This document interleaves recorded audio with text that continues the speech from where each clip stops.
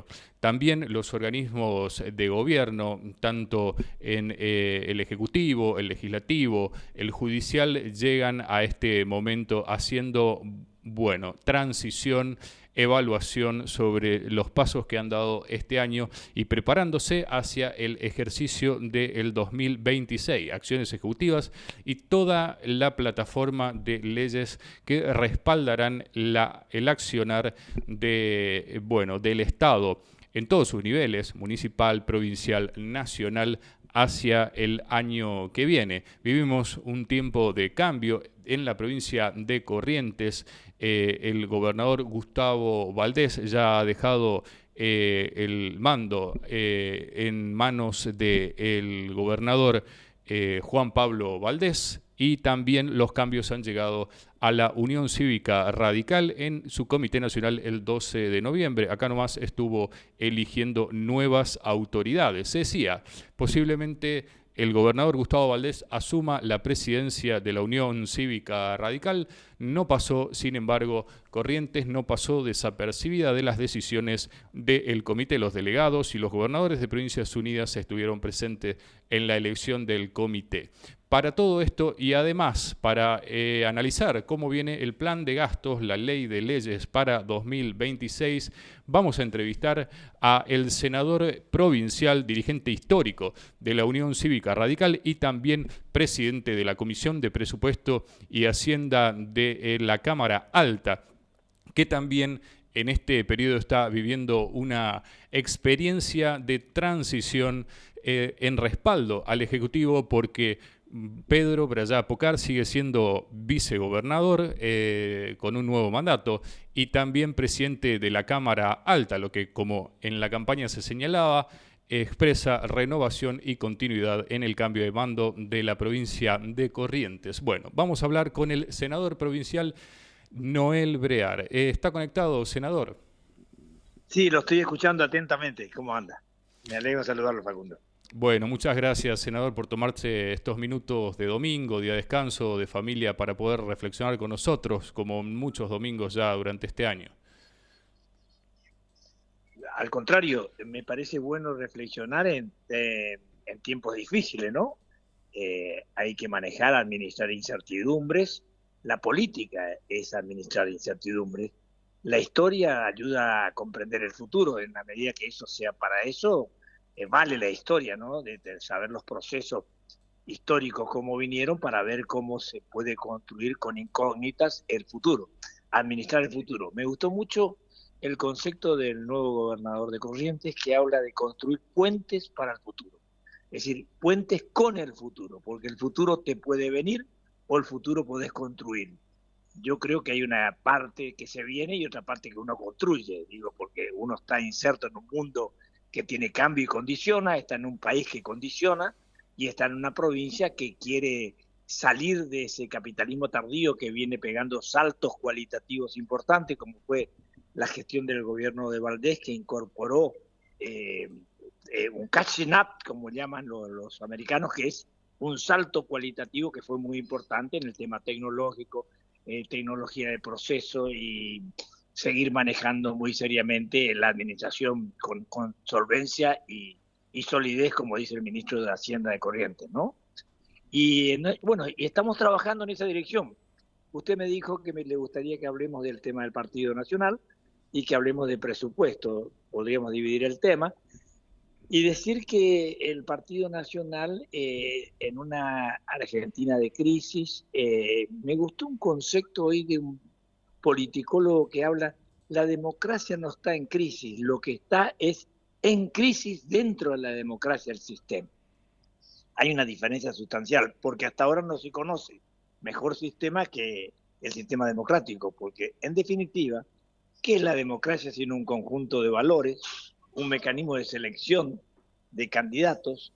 Es incorporando democracia más república, división de poderes, alternancia, independencia del Poder Judicial. Sí, son valores trascendentes que garantizan al espacio público, garantizan la posibilidad de que la mayoría de la gente esté bajo el ritmo de la ley y no del capricho de un gobernante de turno sin limitaciones, sin límites, y eso me parece que es muy importante. El Partido Radical, tenemos que hacer un reconocimiento y un diagnóstico rápidamente. La crisis del radicalismo es porque vino Milei. La crisis del radicalismo es porque Cristina Kirchner. Digo datos, la pregunta que hago. Yo tengo la teoría de que el radicalismo entró en crisis muy fuerte, diríamos en el 2001.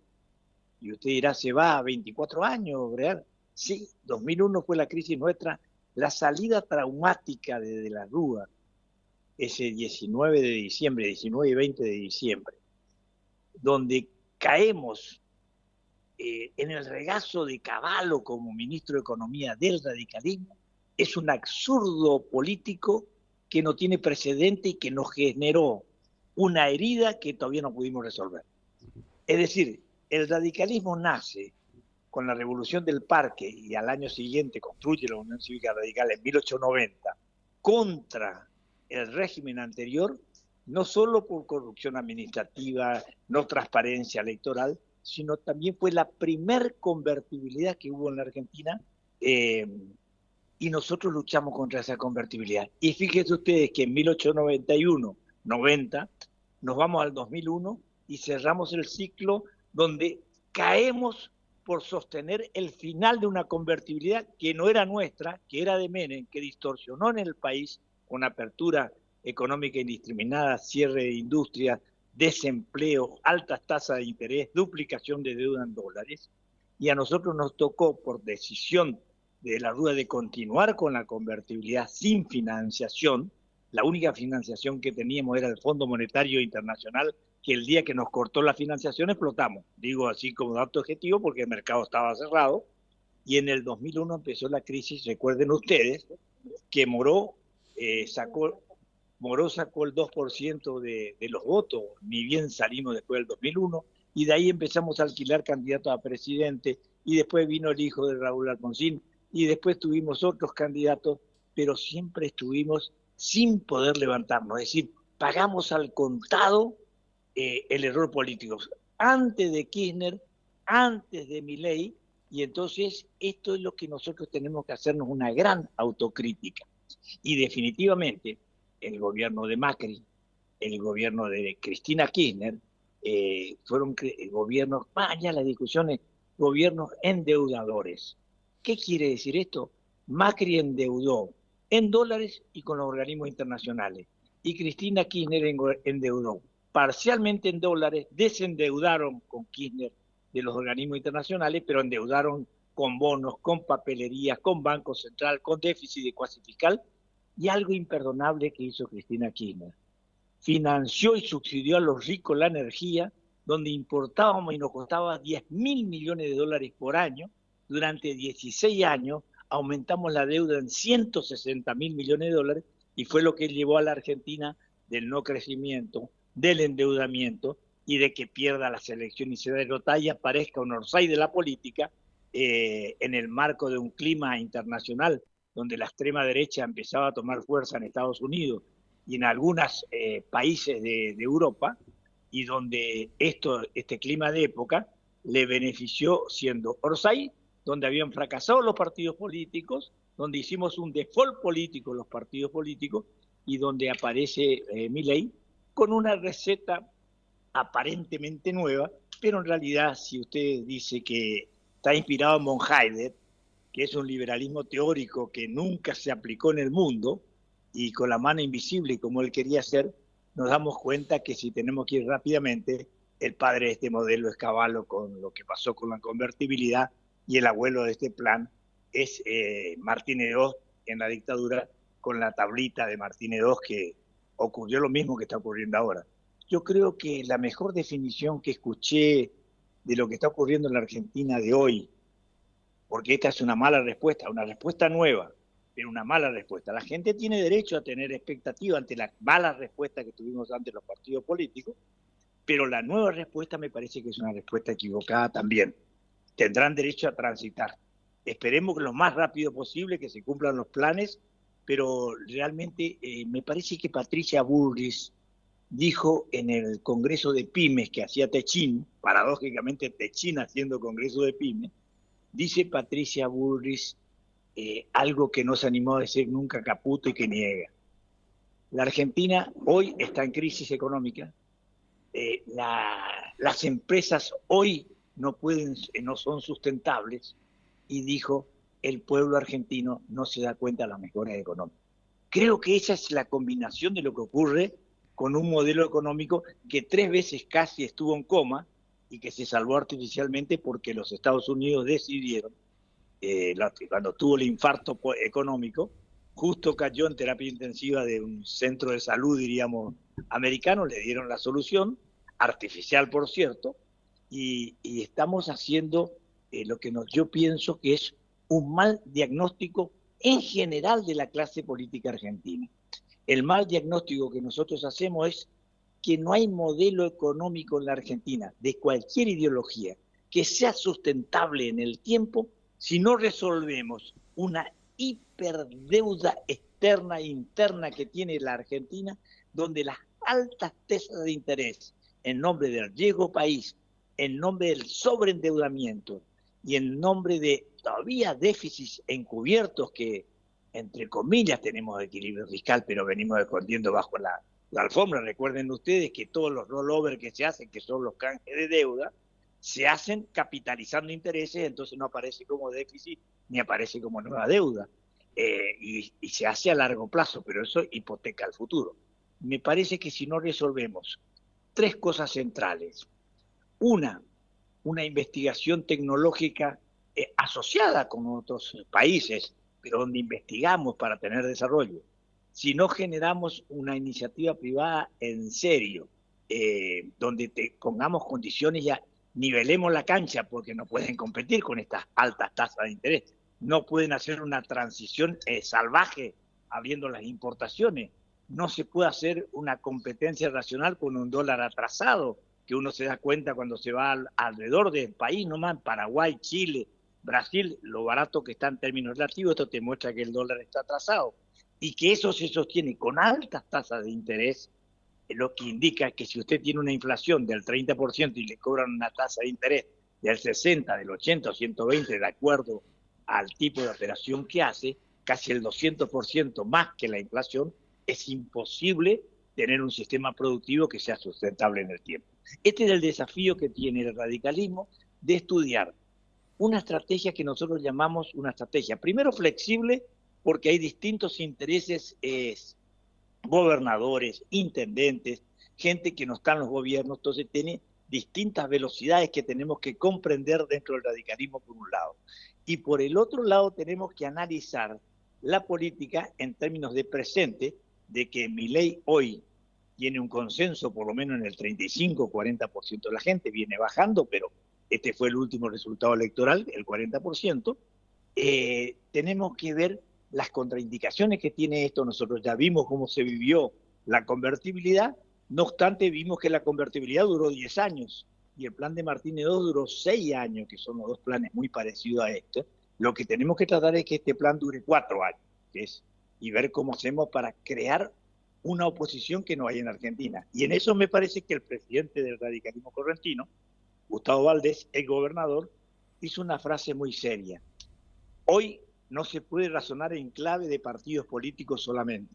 Tenemos que pensar en claves de coalición y de grandes coincidencias nacionales para ver cómo damos respuesta a este diagnóstico que estamos haciendo, cómo damos una respuesta y sobrevivimos a este tiempo de época transitorio que va a terminar, creo que no va a terminar bien, y que después tenemos que estudiar cómo queda el territorio una vez salido la era Milei, para que el radicalismo haya dado una respuesta inteligente en esta transición, de apoyar lo racional, las cosas racionales que uno tiene que apoyar, y estar en contra de lo que tiene que estar en contra. Esto es muy importante.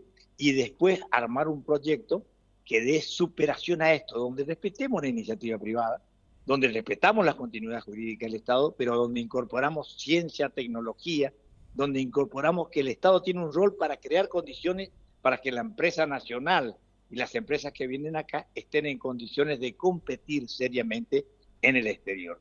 En un cambio de época muy inteligente que tenemos que ver. Recién terminaba de releer un libro, ¿no?, que lo había estudiado, Auge y caída de las naciones, de Paul Kennedy. 5 siglos estudió cómo los imperios y los reinos, por qué caen, por qué suben. ¿Y sabe cuándo empiezan a caer? Cuando dicen una palabra que repitió Trump: no puedo ser el Atlas del mundo. Atlas del mundo es el que sostiene el mundo, el que financia la seguridad del mundo, de una parte del mundo.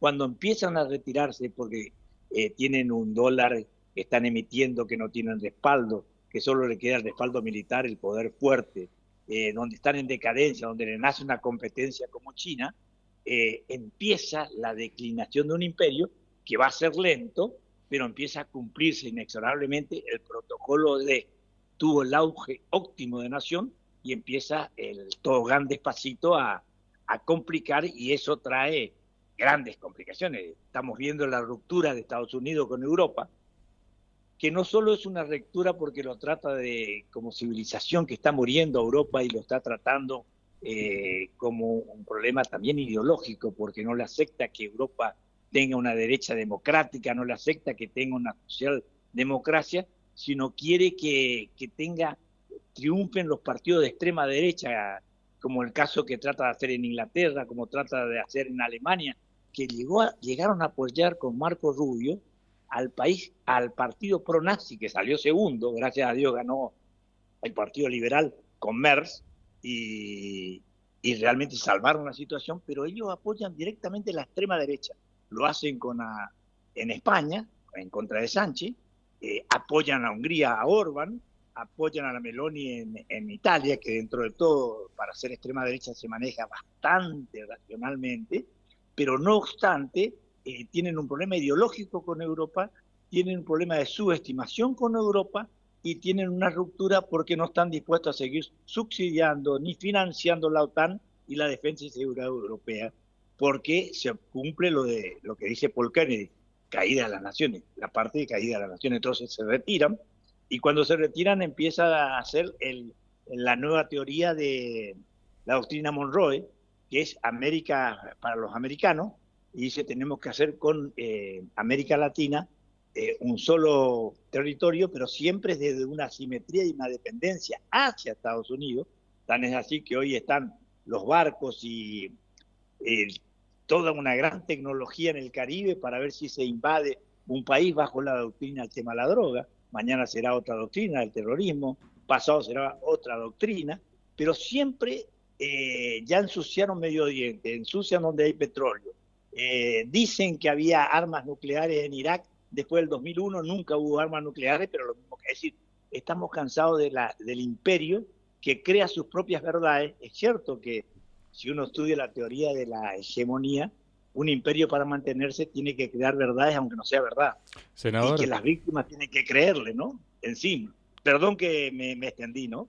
No, no, de hecho Ignacio Ramonet, en Le Monde Diplomatique, le llamaba a esa la estrategia Sherezade, ¿no? El decir y decir, que también, bueno, viene del siglo pasado, como estrategia discursiva. Ahora, yo le consulto, también en este clima de crisis de los discursos, de las ideologías, después del cambio de milenio, también crisis de partidos políticos, bueno, la reafirmación de la conducción de la Unión Cívica Radical, también en un contexto donde aparecen los outsiders que llegan a la política y de pronto, Los intendentes bueno, se exitosos ungen de que... poder. Sí. Sin embargo, le consulto, ¿cuál es el rol del militante, no? Porque después de ver a un nuevo presidente en un partido centenario, ¿no? Como la Unión Cívica Radical, con muchos presidentes en su historia, se pregunta, ¿hacia dónde conduce la participación política? Bueno, usted lo señala, el gobernador Gustavo Valdés,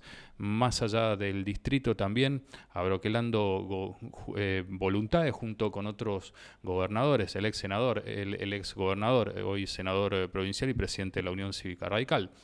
Y en este contexto de participación y de militancia política, ¿cómo cree que irá el inicio del mandato del gobernador Juan Pablo Valdés? Ya se encuentra en funciones, el gabinete ya está ordenado y el presupuesto ya, su primer presupuesto ya está en análisis.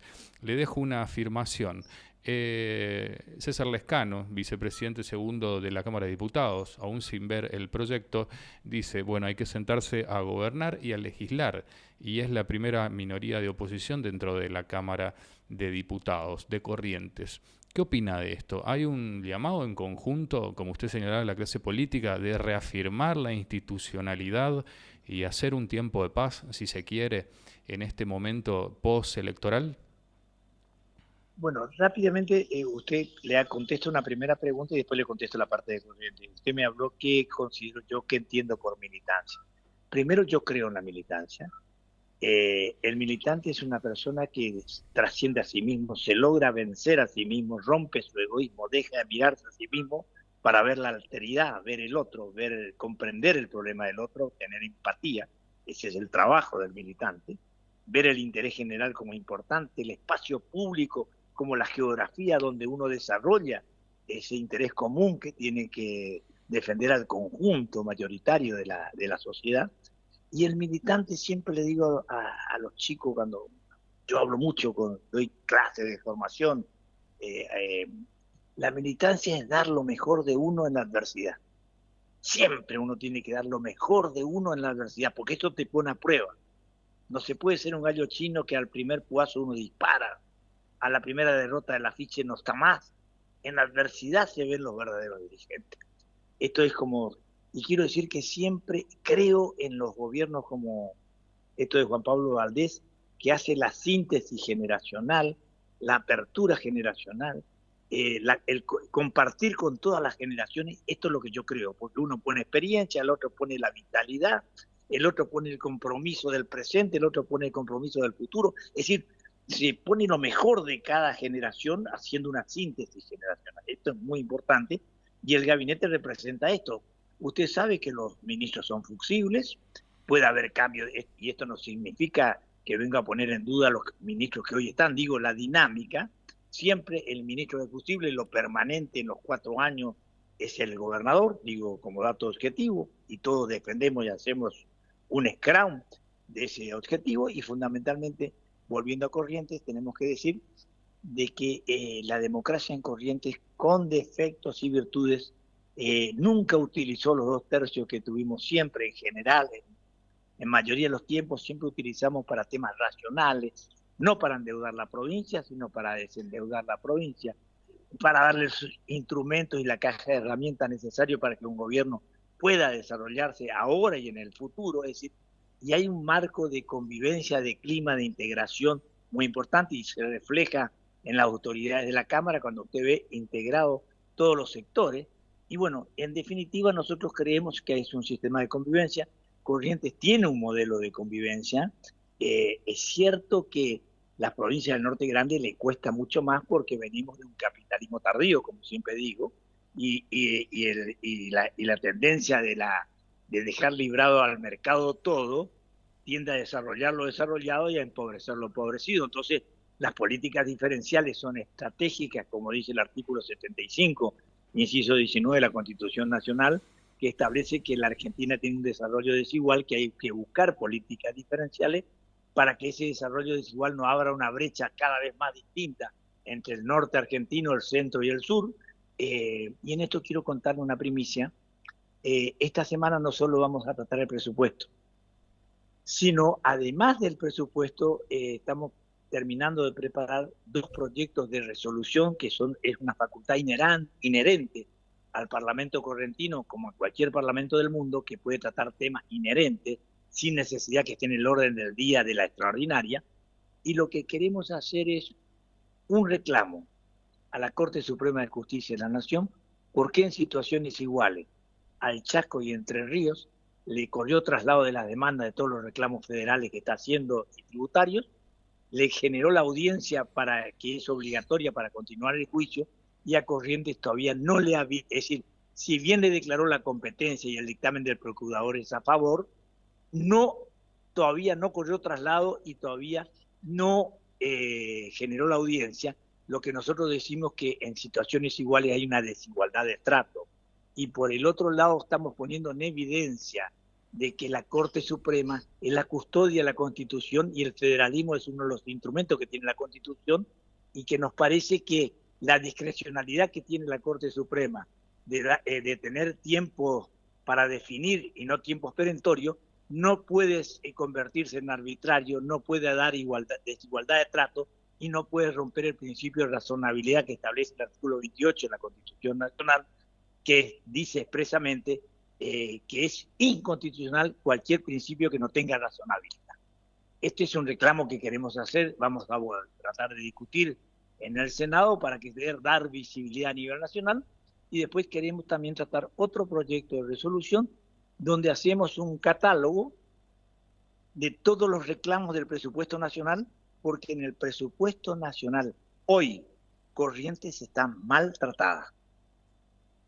Le digo, la única obra que está previsto es el ingreso a Corrientes de los 13 kilómetros, pero necesitamos 20.000 millones o 22.000 millones para terminar, y se puso la cuarta parte, 5.600 millones. Quiere decir que vamos a terminar dentro de 4 años, si Dios quiere, el ingreso de Corrientes, y pasaron 3 presidentes. Eso es una arbitrariedad, y nos clausuraron la obra de la ruta 126 Sauce-Curuzú, que faltaba 20 o 30 millones de dólares que tenía que poner la Nación y no cumplió, y queremos hacerle el reclamo del convenio Nación-Provincia que firmó en su momento el gobernador Valdés, donde obras nacionales nos hacíamos cargo los correntinos con financiación propia, y otras obras nacionales, si bien pasaban a Corrientes, financiaba la Nación y no cumplió.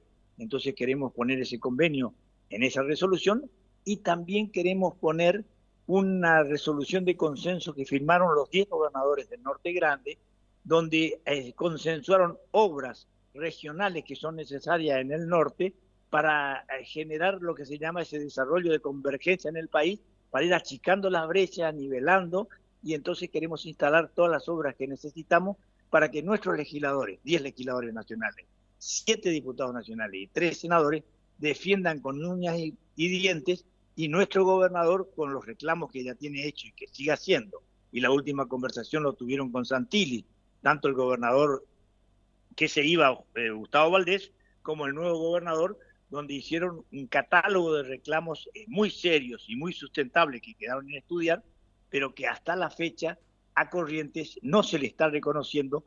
Y en esto quiero que quede claro, y me parece que el ex gobernador aclaró muy bien. Nosotros no estamos pidiendo plata por votar ley. Nosotros lo que estamos pidiendo es que nos devuelvan lo que nos retienen injustamente como ATN discrecionales. Somos la última provincia que nos dieron ATN. A la que más le dieron 18.000 millones. El promedio 5.000, y a nosotros nos dieron 1.500 millones, y todavía tienen retenido 726.000 millones en ATN, que es plata de la coparticipación de la provincia, y así sucesivamente nos tienen retenidos los fondos viales por el tema del petróleo para obras que no nos cumplen, y no nos cumplen en la caja de previsión social de la provincia de Corrientes, que necesita ser compensado conforme a la ley, al consenso fiscal, que vimos que al Chaco le dio 40.000 millones, que lo mismo es insignificante, a Entre Ríos le dio 40.000 millones, a Córdoba le dieron 100.000 millones, y a Corrientes en estos 22 meses no le dieron un solo peso. Y estamos dispuestos a seguir trabajando en la dirección seria de buscar soluciones, pero no hacemos apoyo bobo, no hacemos alineación automática. Lo que queremos es solidaridad de ida y vuelta, y que nos den lo que corresponde, porque o si no, me parece que el gobierno nacional se está equivocando. Es cierto que es una jugada difícil, porque puede pasar que cierren el número mágico con algunas provincias y Corrientes queda afuera. Podemos correr ese riesgo, pero nosotros tenemos que hacer una negociación digna, con seriedad, como lo venimos haciendo y lo viene haciendo el nuevo gobernador y el viejo gobernador, digo el ex gobernador, y estamos dispuestos en ese tránsito a hacer las cosas seriamente, pero no desde una asimetría de poder, no desde la visión del mendigo en términos metafóricos, sino en la actitud de pares, sabiendo qué función tiene cada uno. Senador, bueno, muchas gracias por la primicia, también por la respuesta, por la extensión y por por la profundidad con la riqueza informativa, ¿no?, que tiene todo lo que acaba de señalar. Última pregunta, para puntualizar. Bueno, hay una palabra que surge como lema luego de la reunión entre Rivas Piacentini, el nuevo ministro y ya ministro del gabinete de Juan Pablo Valdés, y la Comisión de Hacienda y Presupuesto, que es equilibrio, dado el marco, ¿no? Tuvieron Y mucha también solvencia intelectual y de conocimiento del gabinete económico, la verdad. Muestra mucha experiencia y muestra mucha vitalidad, es decir, y hace juego con las ganas de seguir cambiando. Mire, a mí me enseñó la filosofía prearistotélica y preplatónica, Heráclitos, que lo único permanente es el cambio. Por eso no importa en qué generación uno está, sino siempre tiene que reinventarse, siempre tiene que, el cambio es inexorable, y eso es lo que hay que entender, y por eso es que uno tiene que cambiar y realmente actualizarse, y la mejor forma de garantizar un cambio es con lectura y conocimiento. claro, Recién terminé a eso y cuento iba, el final de obra que hace a la militancia también. a eso Recién iba, terminé de releer senador. un libro que se llama de Moisés Levenson. Moisés Levenson escribió un libro que se llama Pensamiento y Acción. Pero ¿sabe por qué? Porque dice que el pensamiento solamente se convierte en uno intelectual que se divorcia a la gente. Acción solamente, sin pensamiento, es el falso hombre de acción que anda sin brújula. Por eso la combinación perfecta es pensamiento y acción, y así se llama el libro. Teniendo en cuenta este contexto, bueno, sobre la base del equilibrio financiero en Corrientes y bueno, el contexto de disputa de sentido y de modelo económico en la órbita nacional, ¿usted considera que, bueno, le tiro una frase que decía el ex ministro de Producción Claudio Anselmo en el momento de la jura del nuevo ministro Jorge Mesa en producción? Algo que está bien claro, el mundo lo tenemos al alcance de la mano, no nos van a venir a buscar, tenemos que llevar Corrientes hacia el mundo. Teniendo en Así es. cuenta, bueno, ya este proyecto Construir de puentes hacia presupuesto el futuro, como 2026, dice el nuevo ¿considera gobernador, ¿no? que es posible esto, continuar esta agenda Sí. intensa, también inserta en el mercado global que buscó el gobernador Gustavo Valdés, sostenerla con el presupuesto 2026 y también, bueno, con la proyección, bueno, de un tiempo escasamente electoral, digamos, próximo, hasta 2027, Mire, ¿no? yo le digo rápidamente, en plena pandemia el gobernador se fue con un equipo a Viena, Austria, y ahí trajo la empresa Timber, que está, Aco Timber, que está entre la ruta 120 y 14, que es la cerradero más grande de la Argentina, y ya está exportando con las complicaciones que tiene este país, pero ya está exportando. Ahora estuvo en China viendo todo el tema tecnológico, varios viajes que hizo, y ahora estuvo en la India viendo todo el tema de frigoríficos, el tema de búfalo, también el tema de tecnología. Es muy importante el Silicon Valley que tiene la India y se recibe, me decía el gobernador Gustavo Valdés, el ex gobernador Gustavo Valdés, 1.800.000 ingenieros y matemáticos por año en la India. Es la democracia de habla inglesa más grande del mundo, 1.500 millones de habitantes. Ellos fueron colonizados por los ingleses, por eso hablan inglés. Y nos encontramos que hace pocos días estuvo el embajador de la India en Corrientes, Kamar, con un empresario y viendo el tema, la posibilidad cierta, comimos en la unidad, con los cocineros de Liberá, lo acompañamos al gobernador saliente y entrante, y están trabajando en esa dirección, es decir, eso es lo que abre salir al mundo. Por eso, yo lo que digo, me da la impresión que nosotros estamos obligados, le estamos pidiendo, por ejemplo, en este proyecto de resolución, le pedimos a los legisladores nacionales nuestros que nos hagan el cuadro comparativo que surge del presupuesto nacional, qué plata de la discrecionalidad del presupuesto nacional, de los programas y de los fondos específicos van a otras provincias, a cuáles provincias nada, qué obras van y qué viene a Corrientes.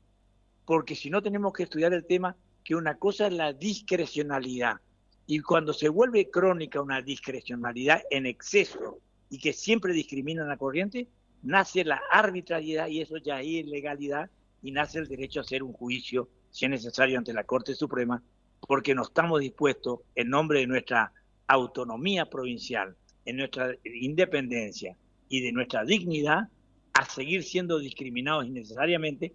Por eso hay varios juicios en la Corte Suprema que inició el ex gobernador Valdés, que van a tener éxito, que estamos trabajando y que queremos dar visibilidad y mostrar que la Corte Suprema también, en la medida que dilata, que abusa de su derecho de discrecionalidad, lo que está beneficiando es a Milei para que no pague la deuda que debe a las provincias y lesione el federalismo. Entonces se vuelven socios y dejan de ser independientes.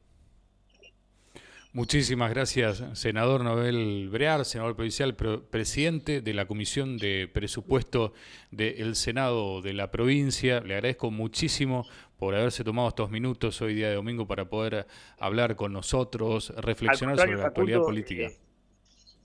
Es una obligación estar con la gente y con los jóvenes.